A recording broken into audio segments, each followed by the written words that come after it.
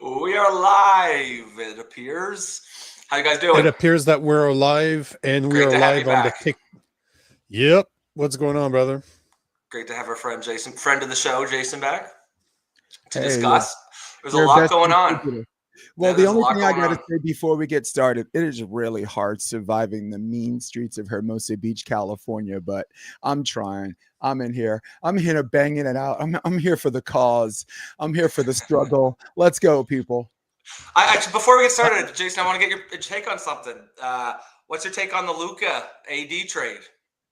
There's something fishy that you just don't trade. You don't trade your best player with a future, with an Was he upside, right? 24, 25?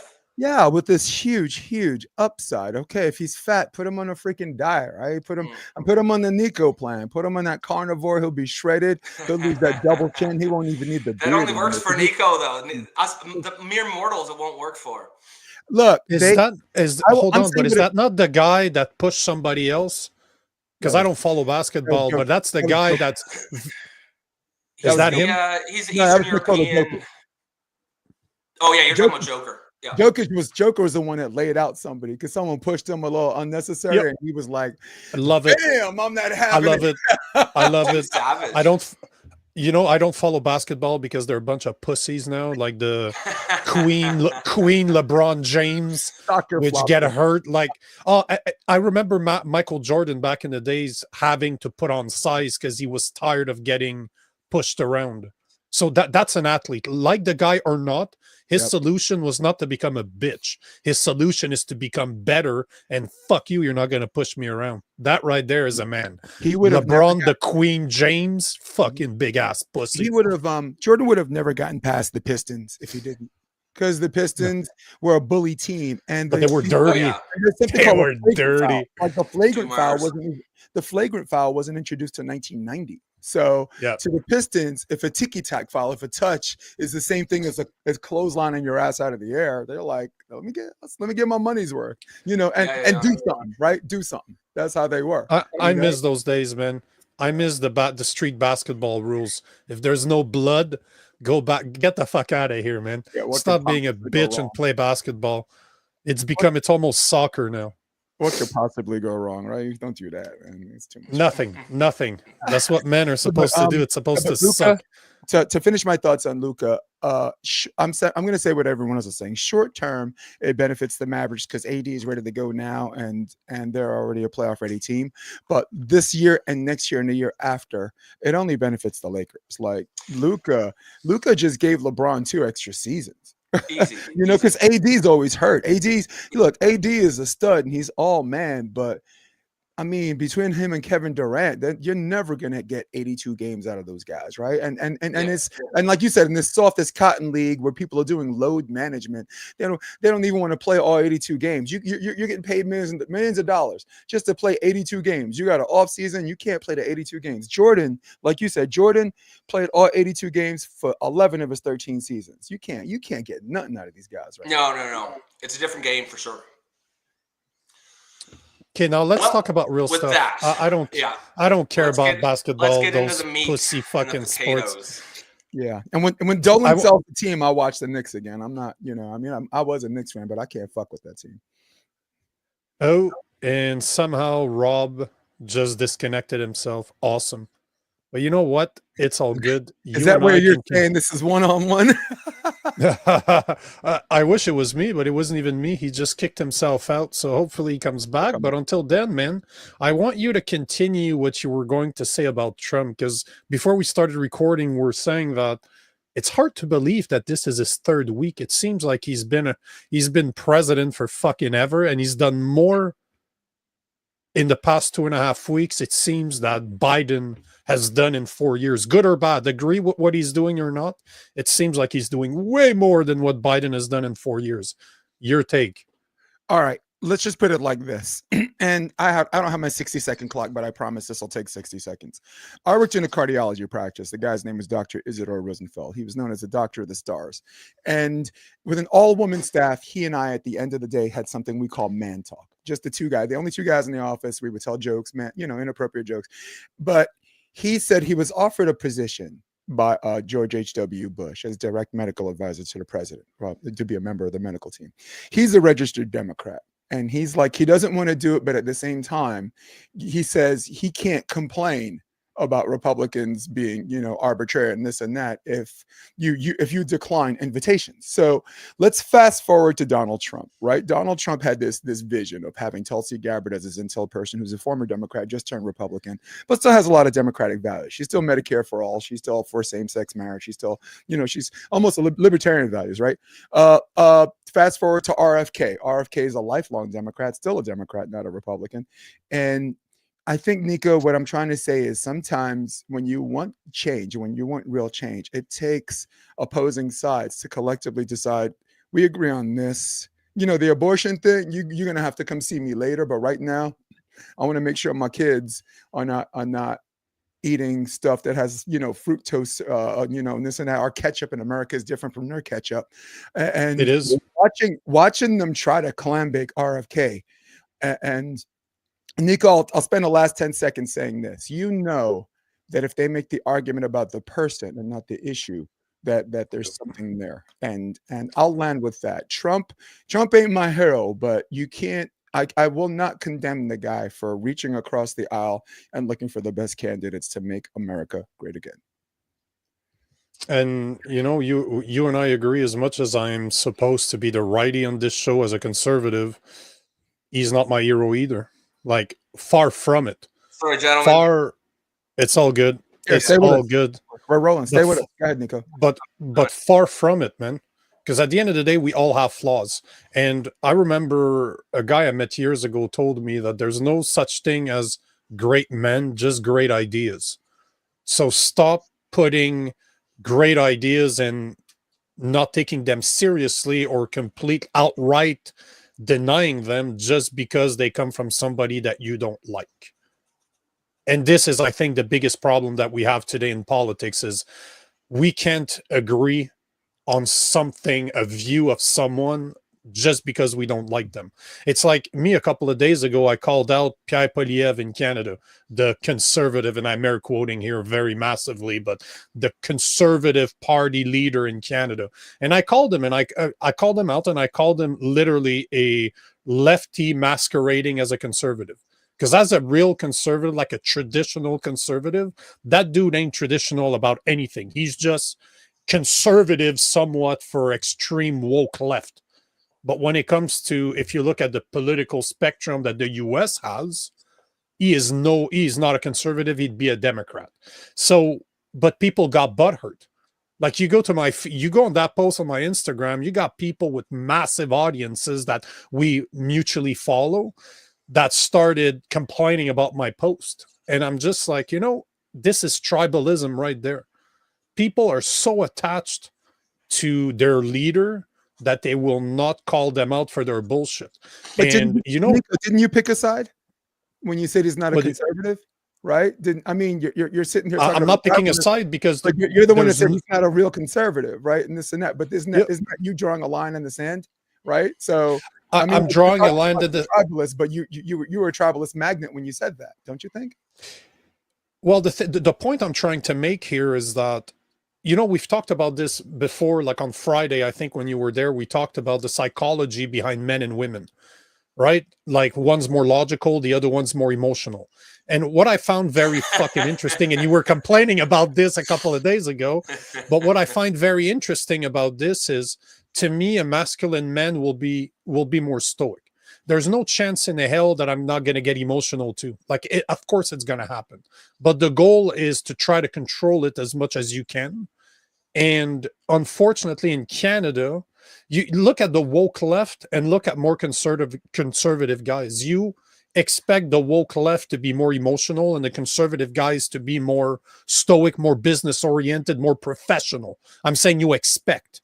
I'm not necessarily saying that this is what's happening today, but this is what it used to be. This is how I want to be seen as a conservative. And I looked at a conservative leader like Pierre Poilievre that started beating his chest to the drum. I'm going to fight the US with tariffs. I'm like, bro, you can't win that war.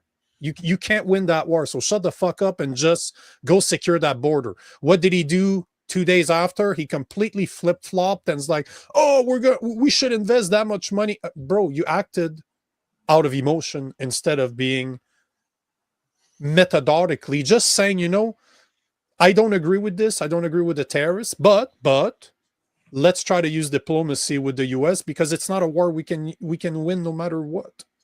Right. And this is what this is what I mean, is that we don't have strong leaders in Canada. Well, there's two, but they won't get, one is provincial, the equivalent of your states, and one, they won't allow him to debate. He's more of a libertarian. He's not even a conservative, but Maxime Bernier is more on that side.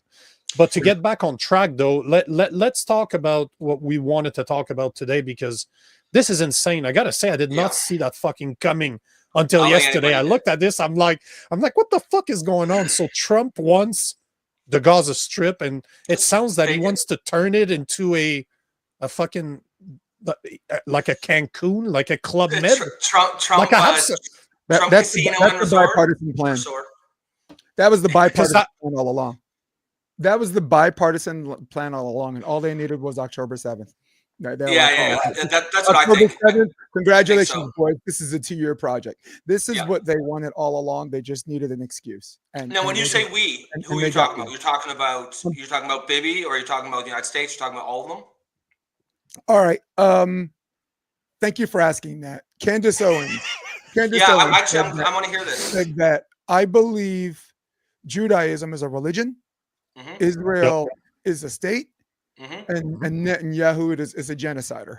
All right. So if you keep those three as separate entities and don't try to protect Israel under the wall of Judaism, under religion, a country, by the way, that claims they're they're not a one religion state. So if they're not a one religion state, then criticizing Israel is not anti-Semitism, right? Because if it's not a one religion state, unless you consider Semite in the definition, which means someone that lives in the Middle East that speaks Arabic and Hebrew. So Semites are also Palestinians, but of course, Nico knows people change definitions. See the term woke, right? So I believe that it was their plan all along, because the generals and a lot of the people that they talk to, that when you're arrogant and when you control the power dynamic and when you think no one can stop you, you will show your whole ass. At some point, you're going to quote something or you're going to say something that shows your entire ass, and there's already advertisement for beachfront property. There was already like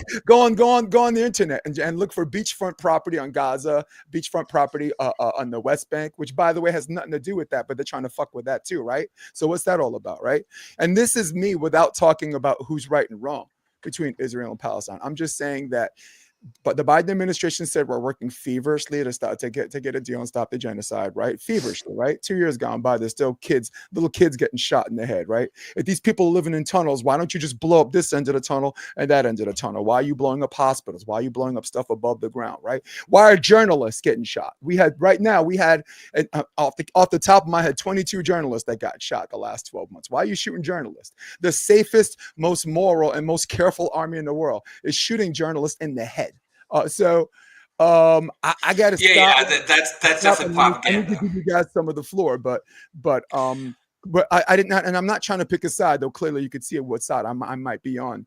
It was their plan all the way. They showed their whole ass. No, that's a good point. But hold on, as you were talking, this is an article you're seeing on screen right now that's 10 months old. So Trump was not in power, nowhere fucking close to it somehow.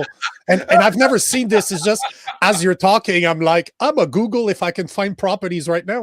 And Donald Trump, no, hold on.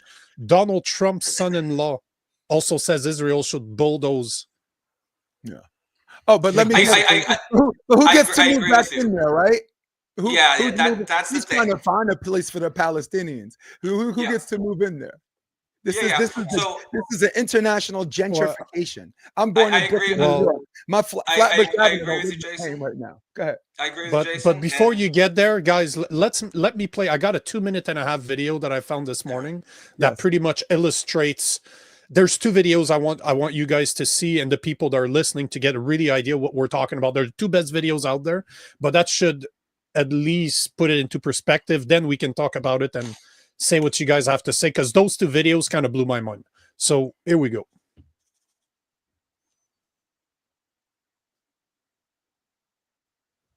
Oh, of course, they asked me with an ad. Fucking thing. It's okay. Yeah, thanks. We are not sponsored by them. TurboTax is not a No, sponsor that's of the good. show. I mean, We you do couldn't not. show like the razor blade that shaves people's private parts. All right, here we go. All right, let's do it. I don't think we can hear anything, Nico. Yeah, Nico, get You that. can't. volume. Hold on. No, it's because hold on. I messed it up when I put it on. For some reason, I have to manually show the video. Look, hold on. Rob, are you in the United States right now? You're still in Canada. While we're No, I'm in doing this? Canada. I'm on the East Coast. Oh, what part of Canada? We- Sorry. New Brunswick. Okay. We're not right on the border of Maine there. We're Nice. we're tucked away on the east. But Jason, going back to what you're saying, I agree with you completely. I think October 7th sealed the deal. I think that got rid of Nico. You just let me know when you're ready, and Course, then we'll I'll. take over the strip. Okay. And I'll we wait. will do You can hear it? with it too. Yep. We'll own it and be responsible for dismantling all of the dangerous unexploded bombs and other weapons on the site, level the site and get rid of the destroyed buildings, level it at out, this create shit-eating an grin on economic Libby's development face. that will supply unlimited numbers of jobs and housing for the people of the area. Just to follow up on what you were saying about the Gazans leaving Gaza, going to other countries. One, where exactly are you suggesting that they should go? And two, are you saying they should return after it's rebuilt? And if not, who do you envision living there? Mm-hmm. I envision a world, people living there, the world's people. I think you'll make that into an international, Like a deer in unbelievable headlights there. place. I think the potential in the Gaza Strip is unbelievable. And I think the entire world, representatives from all over the world will be there. And But they'll- not Got a the deal for and Palestinians. they'll Trump live there. Casino down Palestinians on the also. waterfront there, for Palestinians sure. will live there. Many people will live there. But they've tried the other, and they've tried it for decades and decades and decades. It's not going to work. It didn't work. It will never work. And you have to learn from history. History has, just can't let it keep repeating itself. We have an opportunity to do something that could be phenomenal. And I don't want to be cute. I don't want to be a wise guy, but the Riviera of the Middle East, this could be something But that where could do be those so people bad. go in This the could be meantime, so Mr. President? magnificent. But more importantly than that is the people that have been absolutely destroyed that live there now can live in peace in a much better situation because they're living in hell. And those people will now be able to live in peace. We'll make sure that it's done world class. It'll be wonderful for the people. But they'll want to know where you want them to go in Palestinians, the mostly we're meantime. talking about. And I have a feeling that despite them saying no, I have a feeling that the king in Jordan and that the general president, but that the general in Egypt will open their hearts and will give us the kind of land that we need to get this done. And people can live in harmony and in peace. Thank you all very much. Thank you. Thank you very All much. right. Rob, is there something you want to say about this? Yeah, I got a few things. So to your point, I think first thing, absolutely, we need to get to a point where we can't be where any criticism of Israel is deemed anti-Semitism. Right? Israel is a state. They have policies that can be criticized, have nothing to do with being anti-Semitic. I think, I think, like you said, you don't want to go through blame. I think the blame game is probably done. I think there's probably different. You could point to lots of different points. I think Arafat back in the 90s, he said no to a deal that Bill Clinton brokered that would have given him a two-state solution. And so you could place some blame on that. Israel obviously is the big swinging dick on the playground there. And the one with power always has more of the responsibility. They should have been the one to, if they were genuinely in good faith, wanted a peace solution. They clearly don't. Like you said, this was once October 7th happened, this was clearly in the cards. It's pretty clear to me that Trump got offered some deal by Netanyahu. He's already got blueprints done up for Trump Resort and Casino right there on the waterfront. And it's hilarious because he's talking. There's not going to be a fucking Palestinian living there. Maybe the the billionaire Hamas leaders who have siphoned their own dollars away over the years. Like Arafat's daughter is a billionaire now. She's living in France, but they're going to get a piece of land out in Jordan somewhere and forgotten about. They're fucked. He's essentially and it's pretty crazy because it's going to change the entire dynamic of the Middle East and really global politics. And I think his sorry, go ahead. No, listen, Gregory Hines. Do you remember him, actor? Yep. One of the best tap dancers or whatever, best known for being tap dancing, right? Gregory Hines would be proud. Gregory Hines is not rolling in his grave. He's looking down on heaven because nobody tap danced around actually answering the question better than Donald Trump, right? Lots of people. Some Palestinians, I'm sure. He was like, I'm not surprised, motherfuckers. Fred Astaire over there.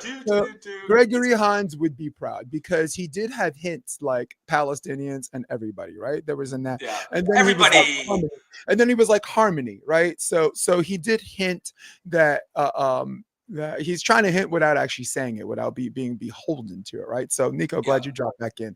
I said we're all having problems, huh? Yeah. But I feel with Donald Trump would be Gregory Hines, who's one of the best tap dancers and actors, would be proud of what Donald Trump there because he tap danced around the question. Though he did have hints of, he did say Palestinians too, and he did say something about harmony. So he's trying to find a way to hint that, but at the same time not piss off AIPAC and like some of the people who helped, who's contributed a lot of money to help him get elected, even though Harris and Biden were significantly bigger recipients of that. And I'd like to finish, and I give Nico and you the floor, but I'll finish by saying this. It looks like a gentrification. Like as a New Yorker, I've seen it in Harlem, right? There's more white people there because the rent went up. And when the rent goes up, there's better protection, right? Flatbush Avenue, that's not my Flatbush Avenue. Williamsburg, that's not my daddy's wing of Williamsburg, who was an iron worker. Now those shops are now like lost for NYU students and Wall Street people. So I see a little bit of that happening. And I'm very, very disappointed. I'm disgusted by the media who had chances to ask Biden, ask Blinken these questions, and they didn't. Right? They didn't want to do it because it would draw a negative light on that administration. But now that Trump's in office, they're trying. All of a sudden, they care about the Palestinians. These people make me sick. Yeah, that's a good point. I think. I think the die is cast as far as that goes, and I'm sure there's going to be all kinds of postmortems to be done on who's to blame. But the fact of the matter is, the conversation now should probably switch to what happens next. What is there? 2 million people there? 1.5 million in Gaza? Yeah, 2 million. Where do they go? And how many children? I guarantee you, what percentage of children? Yeah, and when he's talking about, oh yeah, we'll live in harmony, there'll be some Palestinians here, he's not talking about the ones living there now. There might be a few expats with money out across the world that will come. You need a doorman. You need cooks. You need a doorman, right? Right? But where are these 2 million people gonna go? He's pretty confident he's got the deal with Jordan worked out. If it is anything, I guarantee it's just a piece of hard scrabble land that they're saying, here's your land, fuck off, I don't want to hear about you. And I think he miscalculated with this, or at least he probably just doesn't give a shit. But his base right now is just convinced it's a negotiating tactic. They're kind of bewildered. I think they're going to be in for a surprise when they realize it's not. And he is clearly going to personally benefit. Maybe not him personally, but his family will. Like that Kushner thing that Nico brought up. You know that those guys are getting first dibs on all the juicy contracts. Yeah. Nico, but not only that, right?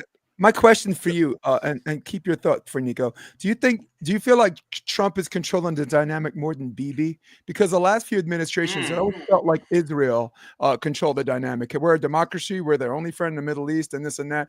But this time around, I think it's Trump saying, no, you're not our friend. We're yours. We're the only reason why you're not being turned into a parking lot right now. So as powerful as, they're basically the guy that likes to punch you in the face. When you try to punch them back, they hide behind their 7-foot brother. So, Nico, without losing your thought, do you feel like Trump is controlling the dynamic more here, or Bibi Netanyahu? You know what? I will show you a picture that will answer your question, which this kind of blew my mind because it is so out of character for him.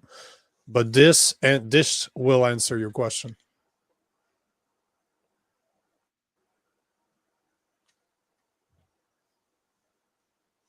Have you guys seen those pictures? So you think Bibi's still in charge? Oh, Nico, you're a real man. A man of few No, words. no, but You just hold showed. on. It shows You- pictures. Do you remember? Because I saw that this morning. I'm like, because let's be honest here. Trump has never been known as a gentleman. Let's be honest here. He's not known as a gentleman. He's known as a shark. He's known as a business guy, which in your business only makes sense, right? Agreed. But when I saw that this morning, I'm like, that looks off to me, because I remember a few years ago when he was president, like between 2016 and 2020, you know, I think he was at the UN, and one of the Saudi Arabia kings were there, or one of the Saudi Arabia prince were there. And I don't know if you know this, but you're not allowed to touch them. That's totally illegal to touch a prince. The guy's just sitting there, Trump being Trump, just walks, smacks him on the Slaps him on the shoulder, Yeah. keeps on walking What are as they gonna in. do? What are they gonna do? But Nothing. that's the type of guy he is, and that just says, you know what? I don't care. Your rules apply to you. But then I see that, and I'm like, there's such a massive difference between going and tapping a prince when you're not supposed to, and now he's pulling chairs for people. I'm Holding not a chair. saying That's actually a good catch. that. That was a great But I'm not saying that Yeah. he's subservient here, but the appearance of it does not look good. That looks he's like, a- hey, like you bitch, said, pull my chair. That's not the kind of thing he does naturally. That's not an instinct for him to do something like that. You know, what I I've mean? never He's not- seen him do something like that before, and the fact that he does that And when he is very announcing, big on body language, power moves, like that handshake he does when he grabs you and pulls you in. Right, But that's a is there power an etiquette move. thing happening? I'll give you an He- example. Like when Joe Rogan left That- the White House, don't you see Trump having the first one to hold his suitcase for him and hold the door open and let him You go know out what? with his suitcase? once again, I'm not I see saying Trump that doing it's very hard to not read into this, and I'm not saying what you should read. All I wanted to do is to point that picture, because I saw it on X this morning, and I'm like, wow, it's not like him. That is all I'm saying. Like, it's not, I guarantee you he didn't do that for Trudeau. Let's be real here. He ain't pulling chairs for Justin Trudeau, right? And the fact that he did it to him, I just found it was a very I think- questionable move. I think Bibi made him an offer he couldn't refuse, or he just didn't want to. I think Trump understands he's probably in the driver's seat, but I think he's acting like he's fetting Netanyahu, like Netanyahu has something that he wants, and I'd be real interested to see what the plan is here. But Jason, like you said, when October 7th first happened, I was sort of, and broadly speaking, as a liberal progressive, I've tended to tack towards the two-state solution, Palestinian side, and then when October 7th happened, I think I sort of jumped on the, Israel has a right to defend themselves train a little bit, but then I saw what they were doing, and I was like, no, this isn't that. This is more than that. You were the majority. Yeah. Yeah, You were the yeah, majority. and you look at pictures of the entire Gaza strip is just fucking, it's just rubble. It's a parking lot. And like, that didn't have to happen. Yeah, Nico, there were three major categories, right? There were people who are Israel first, no matter what, right? Like anything you say is anti-Semitism, and if you so much as whiff a word about Israel, right? Like right now, I'm probably on the kill list at the beginning of this podcast, right? And then on the other side, you have the Palestinians that are like, Palestine will be free no matter what. Yeah. From the river to the sea. Like October 7th, they were righteous in their attacks. So you got that demographic of people that were all the way over there, right? They got pushed too far, right? They were second-class citizens. Israel every 5 years has something called mowing the lawn. So Nico could look that up, and that'll really draw a picture or whatever. And then everyone in the middle that was like, it was a horrific attack. Israel has a right to defend itself. But as months go by, you're like, if they have a right to defend themselves, why do we only see civilians being killed? And if Hamas is actually using people as human shields, why is the most sophisticated army in the world who can beep or blow up people are willing to blow up 25 Palestinians to get 3 Hamas, right? And then when the building blows up, you don't even know if you got you don't even know if you got Hamas, right? It's like, by the way, did you get them? It's like, we don't know. We don't care. So everyone in the middle's there. Everyone thought the response is disproportionate. So how am I doing with that assessment? No, I think that's bang on. And sorry, you go ahead, Nico.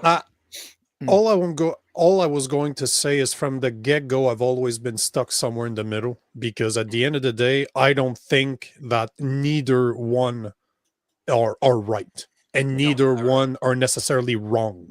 Right. You know, there's always 3 positions you can have, 2 extremes, and then the truth is somewhere in the middle. And do I agree that Hamas has used people as shields? That definitely looks like that. Does that give carte blanche to Israel to start bombing everything? No. Again, I'm a Christian. I don't believe that you can murder people. That's not right. Right. But at the same time, you know what my real opinion is about all of this? Who gives a shit? It's not my fucking problem. This has been my opinion from the get-go. It's not that I don't give a fuck, but I really don't concern myself with what's going on over there, because 1, it doesn't really affect me at the end of the day. And 2, what the fuck can I do about it? As somebody that lives in North America, I'd much rather Canadians take care of Canadians and stop sending money overseas to anybody while we're still struggling. And same thing for the US. This, to me, what I'm disappointed in Trump, because he seems to be changing his message, because that was his election message, that we will disconnect. And I could understand his tariffs. Right. I could understand his tariffs to say, I will prevent Canada from taking advantage of us. China is definitely a place you need to be careful about, because they've taken advantage of what we've given them. But the point is that their competition are not regulated the way we need to be because of the accords that we signed for climate change. Right. China is still considered a third world country, so they don't have to follow. They can pollute the shit out of their country, and we can't compete because we can't use the same technology. Right. We tied our own hands behind our back. Of course, and you're hypocrisy on that. Yeah, but the point is, polluters of planet Earth are the American military-industrial complex. Absolutely. You got Bill Gates telling you to use a gas stove too and flying on a private jet. So eat bugs. You eat bugs. Get the fuck you out. Eat bugs while I fly all over the world in my private jets. Right. But the point and the matter is that the point I'm trying to make here is that I will never understand why we get involved with other people's bullshit when we have so much bullshit to take care of here. And this has been my stance between the Israel and Palestine. And plus, to all the people that are... But I've been consistent, and the point in the matter is that there's been Jews there for more than 2,000 years. So people can argue who was there first, who it belongs to. It doesn't really matter at this point of the conversation, because it's not going to change the fact that both Palestinians are there and Jews are there. That's not going to change the fact.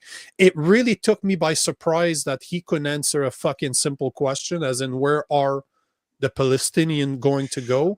And I think he did answer it in that tap dance. Sure, he answered it for us. I lost my sound. I think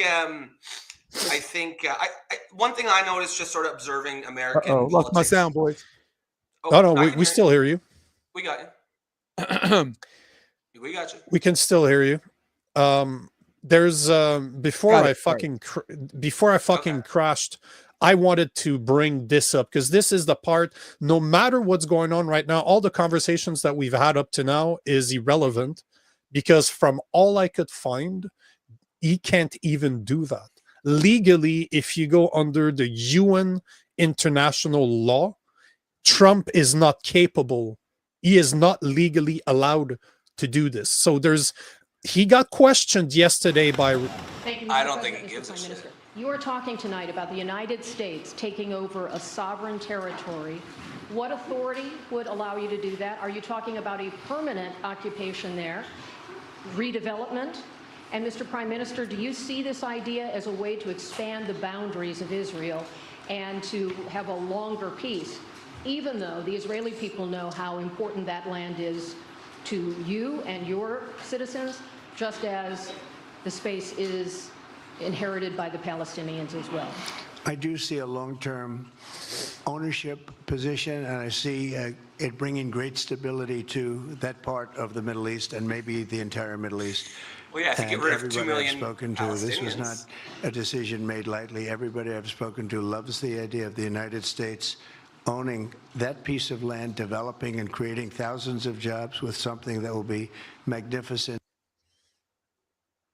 So, hold on, hold that thought, because he said something there that I want you guys to see before you answer, because he basically is insinuating that everybody's okay with this, and by everybody, he's not just talking about people from his.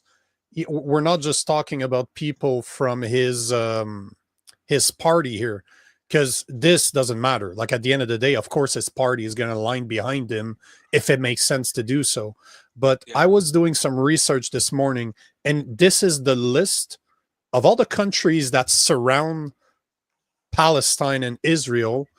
Saudi Arabia is against it, the UK is against it, German, the French, Spanish, Egyptians, the Chinese, the Turkish, the UN ambassadors. Like, you're going through the list, and they're all in disagreement, as in, what the fuck are you guys, like, what the fuck are you doing?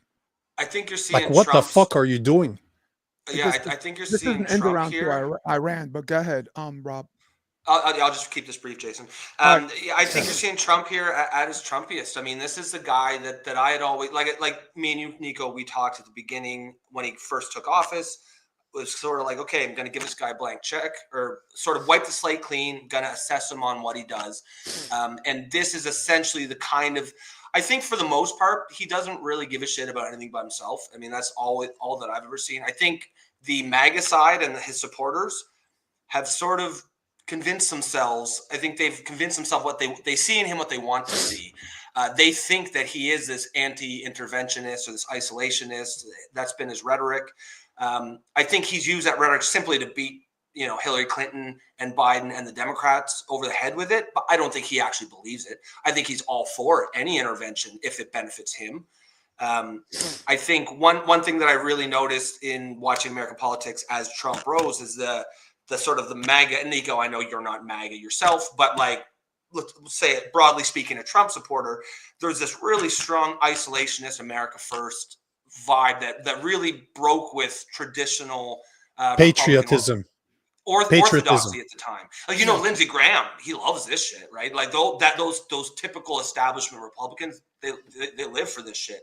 But I think his base has sort of convinced themselves that Trump's one of them. And I don't think that he is. And I think this is going to be a sort of a wake-up call to them. Because I think, you're hearing them talk about negotiating tactic. I don't think it's that. I think he's got a plan in place. I would not be surprised at all if they've already drawn up very specific plans. He knows exactly where the Trump Hotel and Casino is going to be on the coast there. And I think to me, this is exactly this is Trump being Trump at his Trumpiest. What's your take, Jason? Do you see what's on screen right now? Because that's one thing that's being posted everywhere on X right now. They're saying, people, you guys are not MAGA, you guys are MIGA. And I did not know what the fuck that was until this morning, because this is all over the place. Because if you look, it's basically saying that there's an institution that will provide banking institution from political risk. That's fucked up. Because, and I'm not saying this is true or not. I just didn't fucking know what MIGA was, and I keep on seeing it on X. Like, people are like, "Hey, you MAGA hats out there, you're not MAGA, you're MIGA." You're basically allowing somebody like a Trump to illegally use his country to invade a sovereign nation, because as per UN law, what he's doing is illegal. If you look at international law, what Trump is talking about doing is completely illegal. The only way that he would be capable of doing this is if the Palestinian themselves, if the president of Palestine would say, yes, we need your help. He's using up a ton of political capital. I would say almost a massive majority of his political capital, and he's got quite a bit. If he wants to continue on this path, he definitely is going to use it up. Jason, I'm kind of curious. What do you think is going to happen now? Like, what do you, All right. where do you think is going to happen to these people? All right. Maybe for the next 60 seconds, you guys could put on your tinfoil hats. Hold on, before you go, I just want to answer this. Like, don't Toby, we appreciate your comments, and I agree with you. Governments not only are not the cure of the problem, government are the problem, I agree, but the governments create the problem that they're going to sell you a solution for after they created the problem. So I agree with you, bro. All right. Go ahead, Jason. I'm not all over the place, speaking in terms of justice, property in this territory and how it applies to Donald Trump. Donald Trump right now, because he's always going to be the center of attention, is the single biggest head fake where he's drawing all the attention away from what the real problem is. If the USA involvement and if we have any sovereignty and declare any part of Gaza territory, do you know what happens? If Iran or Hezbollah or anyone attacks that territory, they're attacking the United States of America. They're attacking the United States of America. Next thing you know, we have American boots on the ground. And now, if you thought we were involved in the Middle East before, look out, shout, ow. So that's my conspiracy, right? And this whole time, I'm going to take that off. That sounds right. I agree, but that's not a conspiracy that was to me just a either. protection thing, and now we know. Now we all agree we could take it off.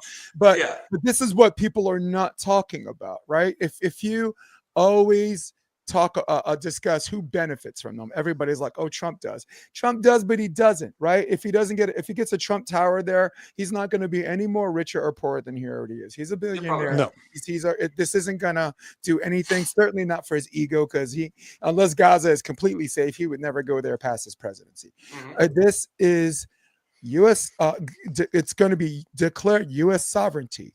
And if it's U.S. sovereignty, it's under complete protection of the United States of America. So if Hamas, Hezbollah, anyone attacks it, guess what? Once again, history repeats itself. We're going to find ourselves fighting Israel's battle for them, courtesy of the military-industrial complex. Fucking, who was it? Was it Roosevelt that warned us about it way back in the day? Yeah. And he was absolutely right. What did he say? I think it was as he was leaving, he was warning, and this was before it was what it is now. I think he was starting to see the seeds of it. Because I think World War II had just ended. It was Truman was in power when World War II ended, but it was around that time. And he basically did a speech and he warned about it. And this is where the term military-industrial complex came from. And essentially everything he said this is going to become the elephant in the room for American foreign policy in the future. And he's entirely correct. Entirely correct. And probably you could arguably say the most powerful geopolitical force in the world today. Smedley Butler. Recommend YouTube fans or whoever's watching. War is a Racket, written by retired General Smedley Butler. Everything you need to know about the military-industrial complex, how they go, who they steer, where the money goes, and more exclusively, who benefits from it. Right. Well, before you go, consistency, because staying out of everybody's business, you were the same way with Ukraine and Russia. You were the same. You were consistent with the Saudis and Yemen. Because a lot of people are not talking about that. Like Trump, Trump took a pile of money from them to send 2 military battalions to operate under the Saudi prince's command. Right. So if Yemen fires back at an American soldier, that's an act of war. So, American battalions. Yeah. Under Saudi. When Google search Tulsi Gabbard calls Trump a pimp. Says stop pimping out our soldiers. This is 2019. Tulsi Gabbard went and said, "Look, this guy's trying to take $2 billion from the Saudis to send soldiers to operate under the Saudi prince's command to help against Yemen." So you know what happens when Yemen fires at an American soldier? What happens? Well, then America declares it's an attack on America, right? Jesus. And then you get your permanent war. You get your next one. Yes, but guys, if you all the way, but look, this is a head fake. But look at this, and I'm going to say that this is for entertainment purposes. This is only my opinion.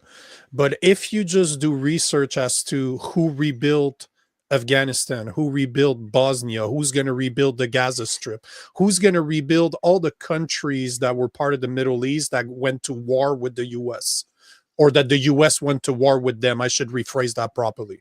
But all to say, if you look at what the CIA has done by trafficking, and this is not even a conspiracy theory, you can Google that, and this has been admitted to. The CIA has funneled drugs from other countries into the US. They've sold drugs in order to make money. So this is not a conspiracy, what I'm talking about here. If you're starting to look at the big picture, and you know what really blew my mind, and I think I've talked about this on this podcast. So before you watch, repeat the name of the documentary you were talking about, the War Racket. Oh, it's a book called War is a Racket. War is a Racket. It's Okay. and the author is retired General Smedley. I don't think he's alive anymore. General Smedley Butler. Okay, so before you guys read this book, I invite you to watch a very dry 3 hours and a half documentary called Money Masters. It was created in the 90s by an economist journalist, and the guy talks to people that have won Nobel Prize in economy. Like the guy, it's dry. He is not meant to be an entertainer. It is 90s animation, cheap ass fucking music from the 90s. But if you want to get your mind blown and understand how money works, how it was created, and how it is used, and who controls it, I guarantee you that your book will refer to the exact same families that are controlling the military complex, because they've been funding both sides of the wars forever. They don't care. It don't matter to them who wins, who lose, as long as weapons are being sold, as long as countries are being destroyed that you can rebuild. And at the end of the day, what they want is banking system to be controlled by private entities like they are in Canada and the US. Most people think the Federal Reserve is a fucking government entity. It's not.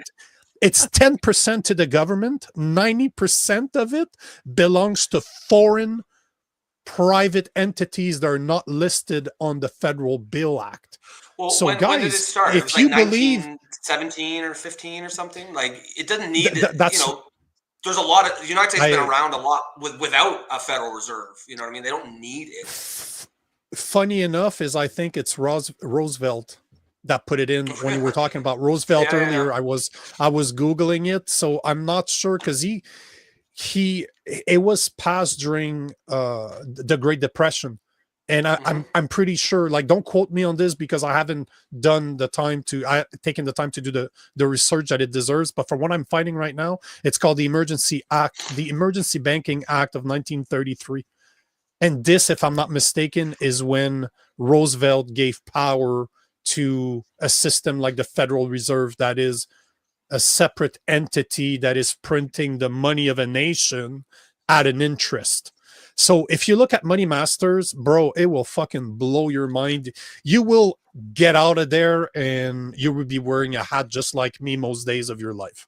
For the rest of your life, And you know But who they're loving right now? They're loving Elon Musk right now, because Elon Musk right now is getting all the attention about unelected officials trying to control the country. So the Fed right now, and the people that run that, they're like, dude, yeah, Elon, you are the gift that keeps on giving. Because now that the same way Trump is getting all this attention about sovereign property, they need their pinup boy to distract everybody from what's really going on. Because like Nico said, the Fed is not. But most people don't even know that. This is what blows my mind, is that something as simple as that. And if you go back, what is very interesting, and again, not a conspiracy, because this you can check it out, but all the countries in the Middle East that were at war with the US somehow did not have a central bank in place. Mm-hmm. And coincidence or not, I will let you fucking make that decision for yourself. But the point in the matter is that there is a very few amount of people that control the world. And as the leader of the Rothschild family said, I do not care who runs the country as long as they let me print their money. And it's Jacob the Rothschild. And I'm paraphrasing, obviously. He was a lot more eloquent than I fucking am, but he was. You trying to get yourself killed? Nico. Rob, This is- talk to your boy, man. Nico's trying to get himself killed, man. But I'm just saying those are quotes. He just said the Rothschild. Died suddenly. But those, Yeah, he's but gonna those fall out of are a hotel. but those are verifiable quotes, and again, not conspiracy theory because it's easily trackable. Even Google will allow you to find this information. So Yeah, isn't it amazing though? Like some of these big names we're talking about that might wind us up in the basement with our hands tied behind our back with 2 bullet tap entry wounds to the head. committing suicide. The police will rule a suicide. It's called getting Clintoned, if It's you want to not- use the technical term. Do you know what's Getting weird? If Epsteined. you've ever met any of these people in person, like I have, they're just normal people, right? And if you just met them and didn't know their name, you're like, wow, that's a nice guy. Or, wow, that was an interesting conversation, right? Like I've met Lilo Rothschild, Fred, and Peter Rothschild. I've met at least 5 members of the Sackler family, right? Really? And just normal people. Well, my boss was the Doctor of the Stars, so like all Oh, of the okay, that's party, right, that's right. like all of the You told party us that. engagements, I was kind of the guy that went to like 50% of them with him, you know, Mhm. including he won American Heart Association Physician of the Year. That was at the Waldorf, so I was there, and Oh shit. that was great. Yeah, So that was you were great. you were rubbing elbows with the creme de la creme. I just shut the fuck up and carried his suitcase. That was I started there as the file clerk, so all I did was shut up and carry the suitcase, you know. Yeah, yeah. But I will. Before we go into the next subject, you guys want to hear a cool story about this Yep. guy? He Yep, I do. invites a handful of people to his AHA award, right? Which, by the way, is the only time they've given out that award, a cardiovascular award. So he invites me, and everyone tells me it's a black tie affair, right?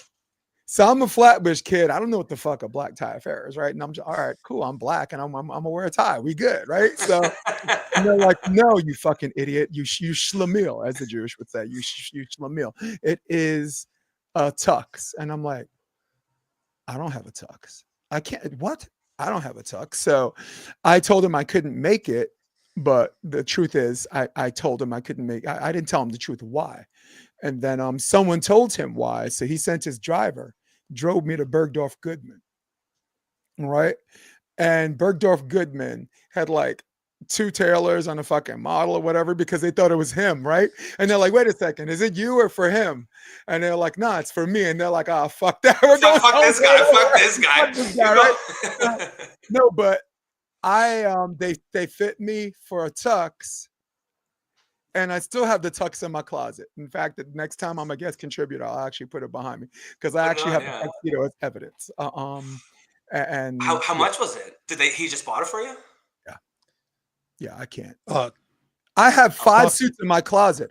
All 5 of them were given. Oh, they're Oxford clothes. And when you start Google searching Oxford clothes, they start at like $2,300. They start that way, right? So, yeah.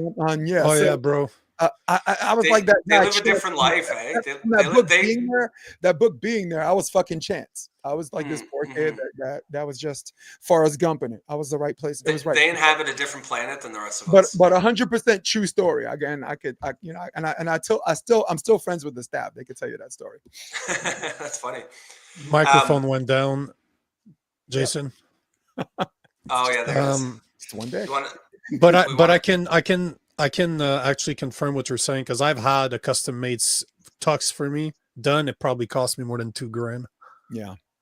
and just custom made. It was $2,000 to walk in the door. $2,000 before a tailor even touches it.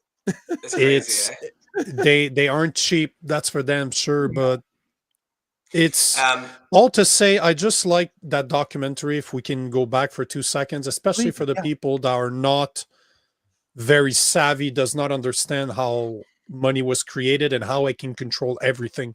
And the saddest part about that documentary is that you can find it on YouTube. Like it's free, you can find it. But what sucks about this documentary is that 1996, I had to confirm. Is it Money Masters documentary? I want to know the author. I want to know. I'm interested in who the documentarian was because I do remember the 90s. It was The Money Masters. That's the name of the documentary. And it came out in 1996. Oh, yeah. But those documentaries are so full of shit. Is it okay. Because that's what I was picturing. And I'm thinking here, like, No. Okay, Zeitgeist. yeah. I'm a big fan of documentaries. I've seen pretty much everything that's out there that's worth watching, at least not the new woke crap, but what matters. And Zeitgeist, I used to be a fan, but I have no respect for somebody that doesn't show their faces. And Zeitgeist, you hear a narrator. It's not the guy that created the documentary, and he never shows his face.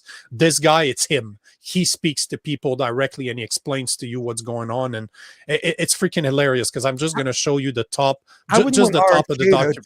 I wouldn't want RFK to be a narrator, right? But see, that just shows you Stephen the age. Hawking going back and forth. But you see the age of the documentary right there, right? Okay. The guy's hugging a post in New York City with his purple windbreaker. So that gives you an idea of how it's dated. Hard. But 90s the video, sure. hey man, it's 30 years old. It's just 29 years old. And it is scarier today than it is now. That it is back then, sorry. Oh, yeah. Oh, I missed But I'm telling you, man, it's like 3.5 hours long. Great, it is dry. But tell everybody the name again. It's called The Money Masters. The Money Masters. Is that? Can you stream that? Can you just watch that? Is that free, or do you have to? Yeah. It's I have it right now. Just Google Money Masters 1996 documentary. Yeah. We'll check it out. We'll talk you know, about it. it's back in the days where it wasn't even 16:9. It's a square. It's like Instagram post. Yes. It is. That's when your TV was square. Your TV was still square back then. And there was something attached to the back that's called, the CTR, the CRT TVs. Like, And girls did sit-ups back then. That was, I missed the 90s. And I'm Nico, the one that hates women. I got a question for you, Nico. He's the one that hates women. Yeah. It's funny when he said that yesterday, Jason. I was thinking of you. I was like, "Fuck! I hope Jason says something." Why do you hate women? Oh man, I'm carrying the water for this one. I'm gonna get some heat about the sit-ups. Nico runs for politics 10 years in the future, and we'll be at his pressers. Yes. Nico, we're just wondering, why exactly do you hate women again? You're like, guys, it'll do it. Yeah. Nico, I was going to ask you. So, what do you think? What do you think the possibility is of the Trump supporters turning on him over this? Do you think, like, let's say he goes? Is it we saying no? I know hard MAGA won't. No, this is a question for Nico. Yeah, that's what I'm asking Nico. He could probably break it down better for all of us because I can go. I got a great. My take is no. I think they won't. I think it's more of a cult than anything. I'm talking like the MAGA types. Right. But you never know. I mean, there has to be some sort of a belief system. You can shoot someone on Fifth Avenue and they will still love him. That's his quote. And he is, by his own admission, that's his following. Yeah. And it's true. It Trump derangement. I mean, the Trump derangement syndrome, it works the other way too, right? Like if Trump walked on water, those guys would be like, it's because he can't swim, right? So I mean, there's that too. But the question stands, Nico. At the end of the day, you have to give me more time to see where that story develops, because I do not believe that most MAGA people, or even people that voted for Trump that are not MAGA, because I would have voted for him. If those are the two choices, this is definitely who I would have voted for. But I've already talked against some of the politics or the policies that he's trying to push, because he's not a god to me. He definitely is not. He's not my knight in shining armor coming to save me either, right? But at the same time, I'm curious to see what the Trump supporters are going to say about this, because it does not look good. Like right now, as we speak, I don't like it. I don't think they should get involved in this whatsoever. I don't understand why we're even considering this. But I've been like this all along, right? I don't want to get involved in international wars. I don't. Yeah. I really don't. Take care of your country. And then if there's more to be done, you have to help yourself if you want to be able to help others. And that is what I want. And I think that most Americans are like that, no matter that you're left or you're right. And most Canadians are like that, no matter if you're left and right. I'm just tired of us getting involved in shit that doesn't concern us when we have our people at home that are suffering. That's what bothers me. I hope that this is what the Trump supporters are going to say, because a lot of people voted for Trump that are not MAGA. They just voted for Trump because That's the only guy that somewhat made sense. If you could hear common sense in somebody's voice, it was Trump's voice, not Kamala Harris. Let's be honest here. I mean, But yeah, it is, man, it is. I've said this from the get-go, and I've said this for probably a year or two now. It's just, I just hope that we don't go so far right that it looks the same as when we were too far left, just with a different name on it. Because people are now starting to call people from the right extreme or on the right side woke right. Woke right. And I I'm thought hearing it that a was lot more. interesting. And you know what? I can't disagree, because if you're gonna blindly follow someone without ever questioning them, this is basically what you're telling me. That means that you're following someone based on emotion. And that's what wokeism was all about, is my emotions over facts. So it doesn't matter. I never thought I would see the day that I could look at the right and say, bros, you guys are going down the path of wokeness. It's insane. I did not think this would ever be a conversation, but I never thought we would question well, that a woman with a penis is not a man. well, Right? I never thought that would be a conversation either. Nico, So we say we never thought it would come into play, but historically, I'll break it down. I never like- hoped. You know Right. what? Let me rephrase that. Please. I've always hoped it would not come into play, because I always saw, when the woke was in power, I always saw the woke as children, and the people that are more conservative like me, like parents. We let it happen for too long that it evolved into what it is. We literally let your children, without supervision, do whatever the fuck they want, and guess what? They're gonna do some really dumb shit. And this is how I saw that whole wokeness, is because people on the right were like, I'm busy working here. I don't have time to deal with little child behaviors. And it ended up becoming fucking incredibly powerful.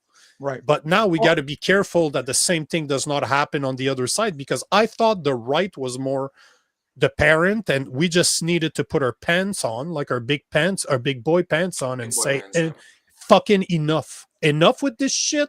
Here's a few smack on the ass. This shit needs to fucking stop. But can you really be the adult in the room and not think that there's something going on here?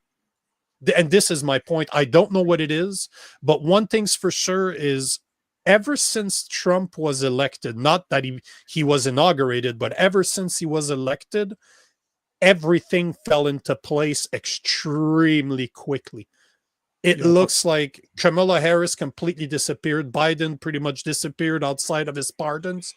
And everybody started aligning. Everybody on TV is doing the Trump dance. Everybody's backing him. Like, it was insane. If you go back, we've talked a lot about vibe shift, and it seemed like immediately after that election, it started, and it was noticeable. And I think most people see it as a good thing. But like you got to be careful. But you always got to be careful, because if everything falls into place and nobody seems to be questioning, this is problematic. Because I will always question. I don't care that you're left, that you're right, that you're in the middle. I'm not a politician. I'm not a journalist. I fucking comment. So I don't care who the fuck you are. I will agree with you when I need to agree with you, but I will disagree with you when I disagree with you. And this is where more people need to be. Question the fucking narrative that's being sold to you, no matter who the pusher is. Rob, I know I actually got to jump on another podcast, but is this something you'd like to say in closing? Maybe 60 seconds. Maybe a little lightning in the bottle. Yeah, no, I think we honestly covered it all. It sucks because I wish we had more time. I want to ask you about your take on Elon Musk, what he's doing with USAID.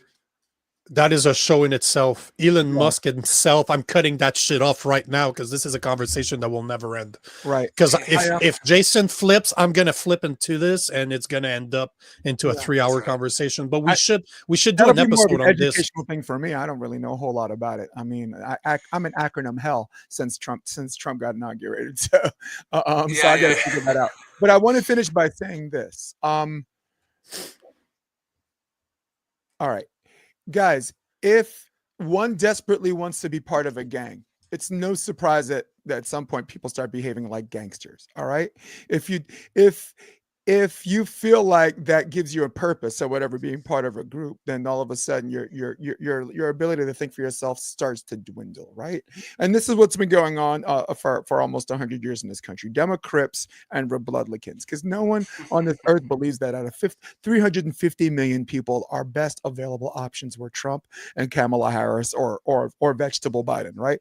So at the end of the day, independent thought podcasts like this, always holding people's feet to the fire. The mixture of values, some of the Republican values are free speech, Second Amendment, democratic values, take care of your fellow man, you know what I'm saying? Make sure some people got some kind of health care, take care of our children. The mixtures of both. And don't be sure to not veer too far this way or that way, because you're going to find yourself in a position where you're overcommitting to something that you never thought you'd believe, because you really don't.